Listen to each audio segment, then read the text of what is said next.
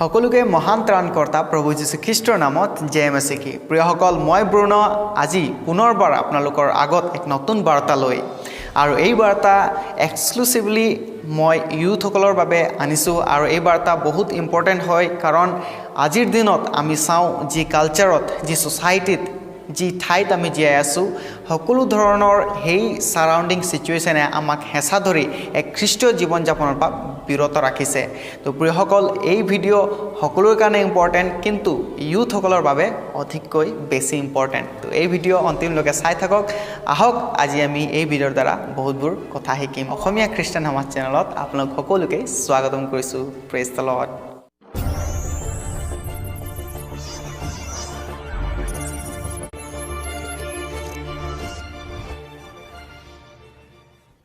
প্ৰিয়সকল, আমি যেতিয়া দানিয়েলৰ পুস্তক পঢ়োঁ, দানিয়েল পুস্তকৰ পৰা আমি বহুতবোৰ কথা শিকিবলৈ পাওঁ আৰু বিশেষকৈ যেতিয়া আমি দানিয়েলৰ জীৱনী পঢ়োঁ, তাৰ পৰা বহুত লাগতিয়াল বস্তু আমি ইমপ্লিমেণ্ট কৰিব পাৰোঁ আমাৰ জীৱনত। তো প্ৰিয়সকল, আজি মই আপোনালোকৰ আগত দানিয়েলৰ জীৱনীৰ পৰা 5টা তেনেকুৱা কথা ক'ম, যি নেকি আজি আমাৰ জীৱনত বহুত ভাল ধৰণে ইমপ্লিমেণ্ট হয় আৰু সেইবোৰ আমাক শিকিব লাগে।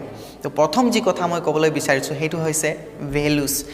আমি জানো প্ৰিয়সকল যে দানিয়েলক স্লেভাৰী হিচাপে বেবিলনিয়াত লৈ যোৱা হৈছিলে। নবুখাদনেছৰ যেতিয়া সম্ৰাট আছিলে, ৰজা আছিলে সেই ঠাইডোখৰত। তাৰপিছত দানিয়েলৰ লগতে ছদ্ৰক, মশক, অবেদনেগো আছিলে। তেওঁবিলাকক কি কৰিছিলে, সেই ৰজাৰ যিমান লোকসকল আছিলে তেওঁবিলাকক তাত ৰখা হৈছিলে আৰু ট্ৰেইনিং দিয়া হৈছিলে তেওঁবিলাকক এক ৰাজকীয় কাৰ্যৰ বাবে।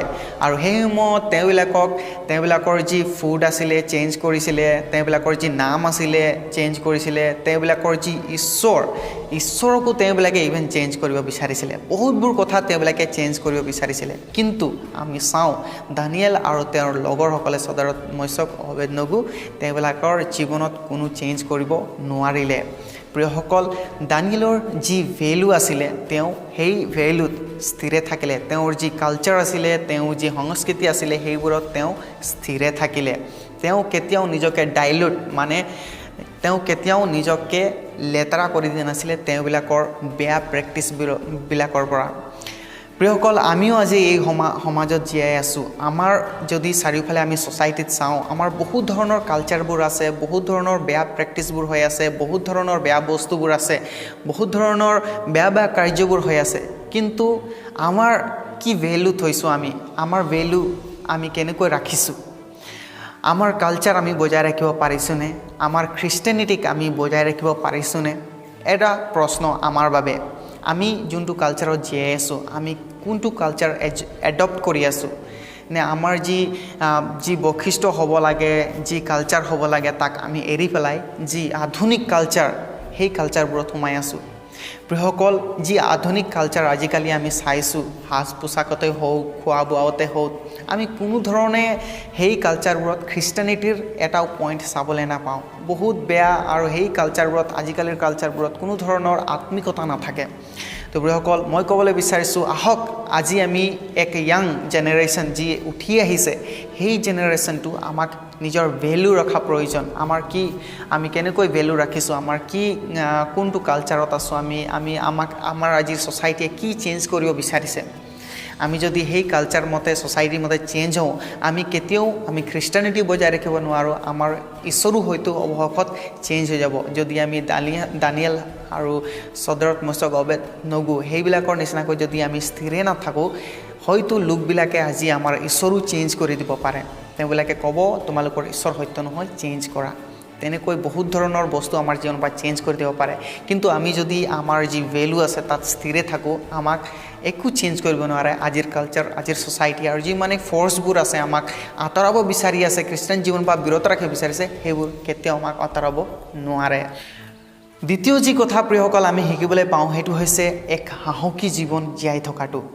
আমি দানিয়েলৰ পুস্তক 3 অধ্যায় 15 পৰা 16-17 যদি পঢ়োঁ, আমি গম পাম ছদ্ৰক, মশক, অবেদনেগোক তেওঁবিলাকক কি কৈছিলে, ৰজাই এক কামাণ্ড দিছিলে যে তোমালোকে এই আইডলবোৰৰ, মানে মূৰ্তিবিলাকৰ, দেৱতাবিলাকৰ আগত তোমালোকে বাউ ডাউন কৰিব লাগিব, তোমালোকে আঁঠু ল'ব লাগিব, প্ৰণিপাত কৰিব লাগিব, আৰু যদি নকৰা তোমালোকক লায়ন্স অৰ ডেনত, মানে সিংহৰ গুহাত তোমালোকক পেলাই দিয়া হ'ব।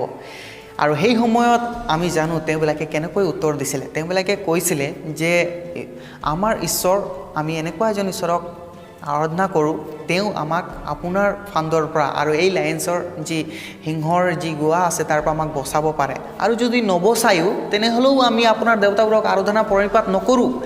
এনেকুৱা এটা সাহসী ষ্টেপ। প্ৰিয়সকল, আমি যদি আমাৰ ছেটআপত লওঁ, আমাৰ যি আমি জীয়াই আছোঁ আজিৰ দিনত যদি এই কথা ইমপ্লিমেণ্ট কৰিব বিচাৰোঁ, কেনেধৰণে আমি শিকিব বিচাৰোঁ, কেনেকৈ সাহসী হৈ থাকিব পাৰোঁ আমি।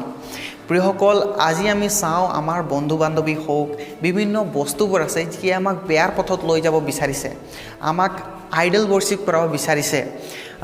ইণ্টাৰনেটেই হওক বা যিকোনো বেয়া বস্তু হওক, ইণ্টাৰনেটত বহুত ধৰণৰ বেয়া বস্তুবোৰ আছে আমি জানো, বা আমাৰ লগৰবোৰে হওক আমাক কিবা কিবি বেয়া বস্তু খোৱাত আমাক ফ'ৰ্চ কৰিব পাৰে।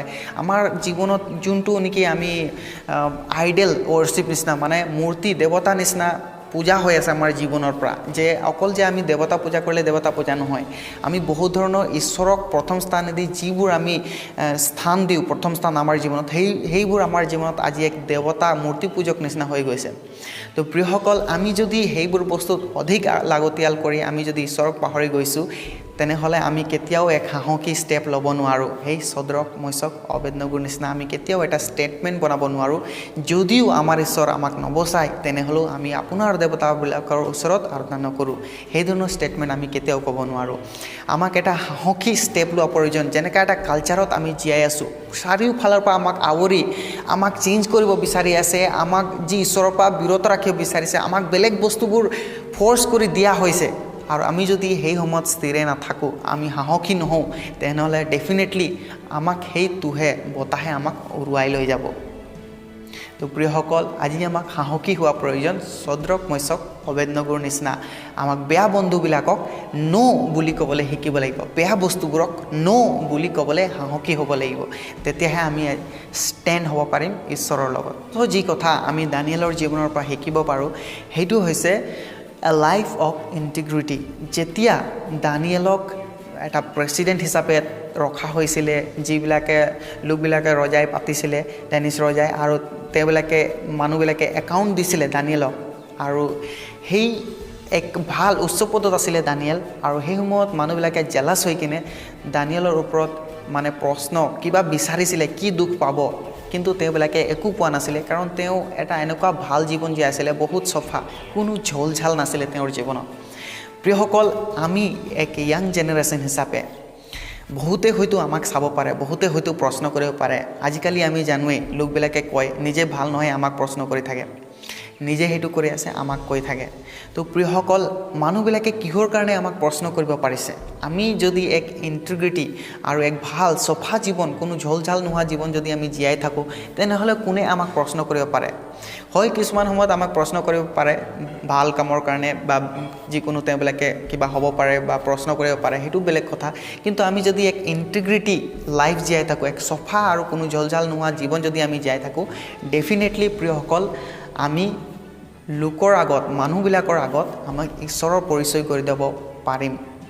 তেওঁবিলাকে আমাৰ জীৱনত যদি কিবা দুখ বিচাৰিব পাৰে, তেওঁবিলাকে নাপাব।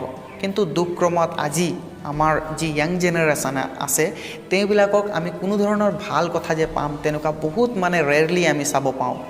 ইণ্টিগ্ৰিটি লাইফ এটা বহুত ইম্পৰ্টেণ্ট আছে, এটা চফা জীৱন, যাতে লোকবিলাকে আমাৰ ভিতৰত কোনো দুখ নাপাওক, লোকবিলাকে ক'ব পাৰক যে তেওঁবিলাকে ঈশ্বৰৰ সন্তান। আমি বহুত সময়ত আমাক লোকবিলাকে নকয়ে যে আমি ঈশ্বৰৰ সন্তান। কেলৈ নকয়? কাৰণ আমাৰ ভিতৰত বহুত দুখবোৰ আছে, আমি পাপ কৰোঁ, আৰু বহুতবোৰ মানে জানি বুজি আমি পাপত লিপ্ত হৈ আছোঁ, আমাৰ ভিতৰত বহুত দুখবোৰ আছে। সেইকাৰণে লোকবিলাকে আমাক ক'ব নোৱাৰে যে তেওঁ এটা ভাল ব্যক্তি, চফা ব্যক্তি। কিন্তু আমি যদি এটা ইণ্টিগ্ৰিটি লাইফ জীয়াই থাকোঁ, এটা চফা জীৱন জীয়াই থাকোঁ, তেনেহ'লে ডেফিনেটলি লোকবিলাকে আমাৰ জীৱনত কোনো দুখ নাপায়, তেওঁবিলাকে আমাৰ জীৱনৰ পৰা এক মিৰৰ হিচাপে ঈশ্বৰক চাব। চতুৰ্থ যি কথা আমি দানিয়েলৰ জীৱনৰ পৰা শিকিব পাৰোঁ, সেইটো হৈছে যদি আমি দানিয়েল 6:3 পঢ়োঁ, তাত আমি চাওঁ যে স্পিৰিট অফ এক্সিলেণ্ট, তাৰ মানে এক বৈশিষ্ট্যৰ আৰু এক অসাধাৰণ আত্মা তেওঁৰ জীৱনত আছিলে, যিয়ে নেকি আনবোৰ ব্যক্তিৰ পৰা তেওঁক বেলেগ কৰিছিলে আৰু এক্সিলেণ্ট কৰিছিলে। প্ৰিয়সকল, আমি যদি ঈশ্বৰৰ লগত লাগি থাকোঁ, আমাৰ জীৱনটো য়াং যি লাইফ আছে, আমি যদি এক্সিলেণ্ট হওঁ, ঈশ্বৰৰ লগত লাগি থাকোঁ, সেই এক্সিলেণ্টে আমাক যি বেয়া বস্তুবোৰ আছে, যি জগতীয়া বস্তুবোৰ আছে, সেইবোৰৰ পৰা আমাক বেলেগ কৰিব আৰু আমি আনবোৰৰ পৰা উচ্চ পদত থাকিব পাৰিম। লোকবিলাকে ক'ব এই ল'ৰাজন কেলে বেলেগ আছে, এই ছোৱালীজনী কেলে বেলেগ আছে। সেইটোৱেই আমাক আনবোৰ জগতীয় মানুহ বা জগতে যি ল'ৰা ছোৱালীবোৰ আছে সেইবিলাকৰ পৰা আমাক বেলেগ ৰাখিব পাৰে। স্পিৰিট অফ এক্সিলেণ্ট যেনেকৈ দানিয়েলে ৰাখিছিলে, আমি যদি ঈশ্বৰত লাগি থাকোঁ তেনেহ'লে সেই স্পিৰিট, সেই আত্মা আমি বজাই ৰাখিব পাৰোঁ। অসাধাৰণ আত্মা যি নেকি আমাক আনবোৰ মানুহৰ পৰা, আনবোৰ বস্তুৰ পৰা বেলেগ কৰিব। পঞ্চম যি কথা আমি শিকিবলৈ পাওঁ দানিয়েলৰ জীৱনৰ পৰা, সেইটো আমি যদি দানিয়েল 6 অধ্যায় 10 আৰু 11 পদ পঢ়োঁ আমি গম পাম। সেই সময়ত লোকবিলাকে যি দানিয়েলক জালাজ কৰিছিলে, তেওঁবিলাকে এক নথিপত্ৰ জাৰি কৰি তেওঁবিলাকে ৰজাৰ মূৰ্তি বনাই তাৰ ওচৰত প্ৰণিপাত কৰিবলৈ কৈছিলে আৰু যিবিলাকে প্ৰণিপাত নকৰিব তেওঁবিলাকক দণ্ড দিয়া হ'ব বুলি কৈছিলে। আৰু দানিয়েলে সেই কথা জানিছিলে, কিন্তু তেওঁ সেই কাম কৰা নাছিলে, কাৰণ তেওঁ জানিছিলে যে মই একমাত্ৰ ঈশ্বৰৰ ওচৰতহে দণ্ডৱত প্ৰণাম কৰিব লাগে। তেওঁ গৈছিলে ওপৰৰ কোঠাত আৰু জেৰুচালেমৰ ফালে তেওঁ মুখ কৰি তেওঁ ঈশ্বৰৰ ওচৰত প্ৰাৰ্থনা জনাইছিলে আৰু তেওঁ দিনে 3 বাৰকৈ প্ৰাৰ্থনা কৰিছিলে। প্ৰিয়সকল, তেওঁ জানিছিলে সকলো কথা, কিন্তু তেওঁ ঈশ্বৰৰ পৰা কেতিয়াও অঁতৰা নাছিলে। তেওঁ এক প্ৰাৰ্থনাৰ জীৱন বজাই ৰাখিছিলে, এটা ডিচিপ্লিন। প্ৰিয়সকল, আজি আমি কিমানজনে সেই ডিচিপ্লিন ৰাখিব পাৰোঁ? বহুত সময়তো আমি খাবৰ সময়তো প্ৰাৰ্থনা কৰিবলৈ পাহৰি যাওঁ। বহুত সময়ত আমি যে গীৰ্জা যাব লাগে সেইটোও পাহৰি যাওঁ। ছানডে গীৰ্জা হয়, আমি পাহৰি যাওঁ। কিছুমানে খেলিব গুচি যায়, কিছুমানে য়াং হোৱা স্বৰূপে তেওঁবিলাকে ক'ৰবাত বেলেগ ফূৰ্তি কৰিবলৈ গুচি যায়। আমি ফূৰ্তি ফাৰ্তা সেই বস্তুবোৰত আমি নিজৰ ডিচিপ্লিন লাইফ, ঈশ্বৰৰ লগত যে লাগি থাকিব লাগে, কেনেকৈ লাগি থাকিম সেই ডিচিপ্লিনটো আমি হেৰুৱাই দিওঁ আজি।